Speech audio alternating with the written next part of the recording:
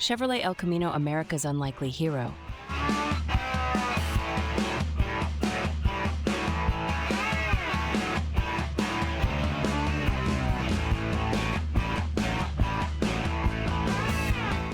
The Chevrolet El Camino.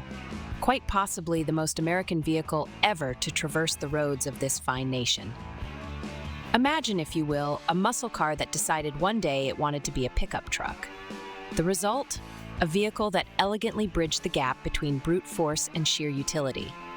It's a vehicle for someone who needs to haul a hay bale in the morning and still make it to the drag strip in time for the afternoon race. From its inception in 1959, the El Camino was a bold statement. Chevrolet looked at the Ford Ranchero and thought, "We can do this better."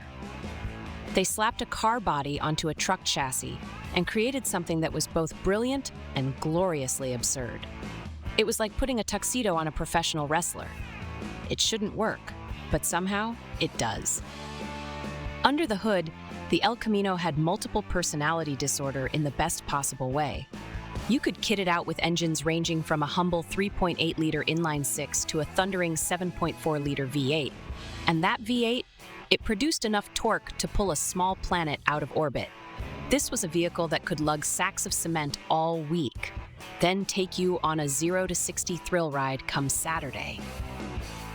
Driving an El Camino is an experience. There's the grumble of the engine, the heavy yet confident handling, and the sensation that you're steering a paradox on wheels. It's not a luxury cruiser by any stretch. No plush leather seats or fancy infotainment systems here. What you get is raw Americana. Metal, muscle, and a dash of madness. The design was iconic. The long hood, sweeping lines, and that unmistakable rear bed. This wasn't a vehicle you drove to blend in with the crowd. No, this was an attention seeker. A vehicle that demanded to be noticed. And noticed it was, on farms, at racetracks, even in Hollywood movies. It became a cultural touchstone, a symbol of a time when cars were more than just transportation. They were a way of life. But it had its quirks. The handling was more boat-like than car-like. Parking one required the navigational skills of an ocean liner captain. And let's not even start on the fuel economy. It drank gas like a fish drinks water. Yet, these flaws are precisely what endeared it to millions. It wasn't perfect, and it didn't pretend to be. It was gloriously, defiantly imperfect. As the years rolled on, the El Camino adapted to the times, receiving design updates and engine tweaks. Yet, it never lost its core identity. It was always that magnificent contradiction. Part car, part truck, all attitude. Sadly, the last El Camino rolled off the production line in 1987, marking the end of an era. But what an era it was. Today, the El Camino enjoys a well-deserved cult status. It's a collector's dream, a restorer's delight, and a nostalgist's fantasy.